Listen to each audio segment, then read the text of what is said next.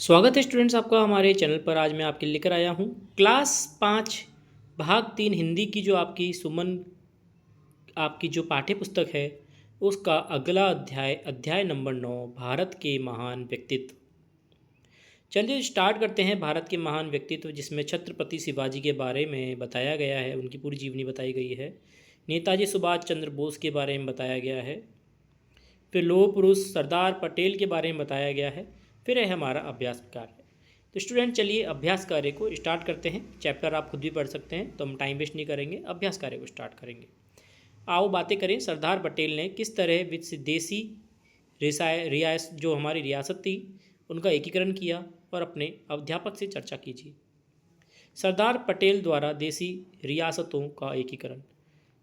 सरदार पटेल को एकता का महान नीतिज्ञ माना जाता है, जिन्होंने अपनी व्यवहारिक कुशलता से एक महत्वपूर्ण कार्य किया। उन्होंने देश की रियासतों के एकीकरण का प्रभावी ढंग से प्रबंधन किया। इसके लिए उन्होंने राजाओं से देशभक्ति और राष्ट्रीय भावनाओं का आह्वान किया। उन्हें लोकतांत्रिक संविधान के निर्माण से जुड़ने के लिए आमंत्रित किया और रियासतों को भारत सरकार को सौंपने के लिए राजी किया। आपको देश का कौन सा स्वतंत्र सेनानी अच्छा लगता है और क्यों? मुझे देश के स्वतंत्र सेनानी छत्रपति शिवाजी अच्छे लगते हैं, क्योंकि उन्होंने अकेले दम पर मुगल सल्तनत को चुनौती दी थी। अथवा आपको अगर सरदार पटेल पसंद है तो आप लिख सकते हैं, मुझे सरदार पटेल स्वतंत्र सेनानी अच्छे लगते हैं क्योंकि उन्होंने भारत की स्वतंत्रता के बाद रियासतों को एकजुट करने के में महत्वपूर्ण भूमिका निभाई थी। अपने अनुसार आप लिख सकते हैं। अगला था स्टूडेंट्स, निम्नलिखित के बारे में अपने अध्यापक या परिचितों से जानिए। शिवाजी और अफजल खां की घटना। ठीक है, पहला देखते हैं। अफजल खां ने जैसे ही शिवाजी महाराज से गले मिला, उसने अपनी आस्तीन में छिपा कटार से शिवाजी की पीठ पर वार करने की कोशिश की। शिवाजी ने सतर्कता दिखाई और अफजल खां के पेट में बाघ के नाखून जैसे हथियार से चीर दिया। अगला है शिवाजी और गुरु रामदास के शिक्षाप्रद किस्से। गुरु रामदास अपने शिष्यों का यह भ्रम दूर करना चाहते थे कि शिवाजी से अधिक प्रेम करते हैं। एक दिन वह शिष्य मंडली के साथ जंगल में गए, रात को गुफा में डेरा डाला। कुछ देर में बाद गुरु रामदास कहराने लगे। जब शिष्यों ने कारण पूछा तो उन्होंने कहा, मेरा पेट में दर्द है। जब शिवाजी ने दर्द दूर करने की दवा पूछी तो गुरु रामदास ने कहा कि सिंघनी के दूध से पेट का दर्द दूर होगा। तो शिवाजी ने गुरुदेव का तुम्बा उठाया और सिंघनी को खोजते हुए एक गुफा में पहुंचे, जहां सिंघनी ने अपने शावकों को दूध पिला रही थी। शिवाजी ने विनती की और उनके गुरुदेव अस्वस्थ हैं, सिंघनी से के दूध से स्वस्थ हो जाएंगे। उन्होंने कहा कि सिंघनी चाहे तो उन्हें खा सकती है। सिंघनी ने शिवाजी के पैरों को चाटा। तब शिवाजी ने सिंघनी का दूध निकाला और उसे प्रणाम कर गुरु के पास पहुँचे। सिंघनी का दूध लाया देखकर स्वामी बोले, धन्य हो शिवा, आखिर तुम सिंघनी का दूध ले ही आए। अगला है सुभाष चंद्र बोस और आज़ाद हिंद फौज। आज़ाद हिंद फौज का गठन नेताजी सुभाष चंद्र बोस ने द्वितीय युद्ध के दौरान सिंगापुर में किया था। इस फौज का गठन भारत को स्वतंत्रता दिलाने के उद्देश्य से किया गया था। अगला है सोचो और लिखो में हमें सही पर सही आंसर छांटना है। छत्रपति शिवाजी के जीवन पर किस व्यक्ति का प्रभाव नहीं पड़ा? अफजल खां हो जाएगा। ख, शिवाजी की मृत्यु के बाद उनके साम्राज्य का शासक कौन बना? संभाजी बने थे, स उत्तर हो जाएगा। अगला है सुभाष चंद्र बोस को हम किस नाम से जानते हैं? नेताजी के नाम से जानते हैं, ब उत्तर हो जाएगा। स्टैच्यू ऑफ यूनिटी किसकी मूर्ति है? स हो जाएगा, सरदार वल्लभ भाई पटेल, उत्तर हो जाएगा।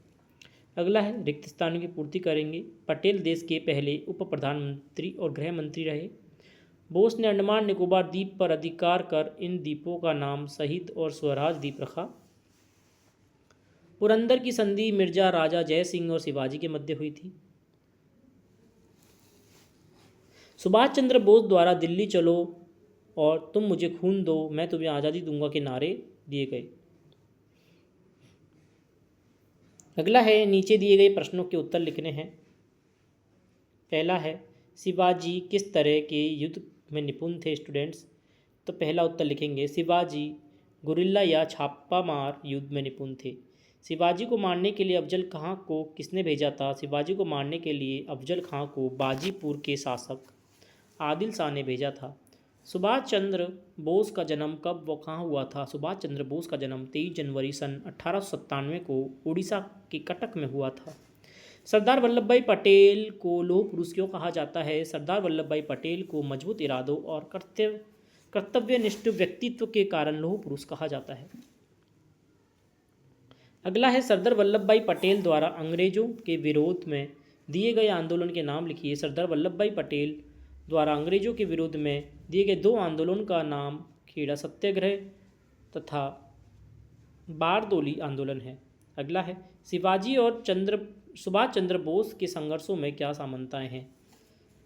शिवाजी और सुभाष चंद्र बोस दोनों ही देश प्रेमी थे। उन्होंने देश की आज़ादी के लिए अपने प्राणों की परवाह नहीं की। शिवाजी और सुभाष चंद्र बोस भारतीयों को संगठित और शक्तिशाली दुश्मन साम्राज्य के विरुद्ध सशस्त्र क्रांति की लौ जगाई।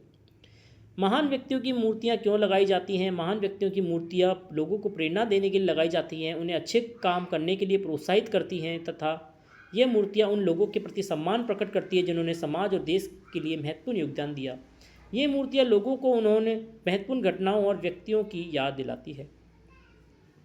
यदि हमारा देश अंग्रेज़ों से स्वतंत्र ना होता तो आज देश की हालत क्या होती? यदि हमारा देश अंग्रेज़ स्वतंत्र न होता तो आज हम अंग्रेज़ों की गुलामी करते रहते और इतने आगे बढ़ नहीं पाते। बच्चे अपने देश के विकास में योगदान किस तरह कर सकते हैं? बच्चे देश में शिक्षा और जागरूकता पैदा करके और लोगों को उनके अधिकारों और कर्तव्यों के बारे में जानकारी देकर देश के विकास में अपना योगदान कर सकते हैं। भाषा की बात, सुभाष बचपन में से ही होनहार बालक थे। होनहार हो जाएगा, इसमें हम विशेषण शब्द छांटना है। राधा मीठा आम खा रही है, मीठा हो जाएगा विशेषण। अगला है, अन्य महत्वपूर्ण प्रश्न हैं स्टूडेंट जो कि आप देख सकते हैं। वीर शिवाजी का जन्म पुणे के पास, सुभाष चंद्र बोस का जन्म कटक में, पटेल का जन्म गुजरात में। पटेल ने बैरिस्टर की पढ़ाई कहाँ से की थी? लंदन से की थी। किसका जन्म दिवस राष्ट्रीय एकता दिवस के रूप में मनाया जाता है? सरदार वल्लभ भाई पटेल का। किर्गिस्तान है जो कि आप देख सकते हैं स्टूडेंट। अन्य महत्वपूर्ण प्रश्न हैं जो कि आप पॉज करके आराम से देख सकते हैं क्या क्या क्या लिखना है, और ये है हमारा सम्मिलित कीजिए। तो स्टूडेंट्स, आशा करता हूँ आपको पूरा चैप्टर समझ में आया होगा, पूरा डिटेल से बताया है। फिर भी कोई दिक्कत आती है कमेंट के माध्यम से पूछ सकते हैं। लाइक करें, शेयर करें, सब्सक्राइब करें। धन्यवाद। और साथ ही स्टूडेंट्स मैं आपको बता दूं कि आपकी जो कार्य पुस्तिकाएँ हैं अंग्रेजी की, हिंदी की और गणित की, इंग्लिश मीडियम वालों के लिए मैथ्स की, वो सभी हमारे चैनल पर उपलब्ध हैं। अगर आप देखना चाहते हैं आप डायरेक्ट सर्च कर सकते हैं प्लेलिस्ट में जाकर, और या फिर आप वीडियोज़ में भी देख सकते हैं। तो लाइक करें, शेयर करें, सब्सक्राइब करें। धन्यवाद।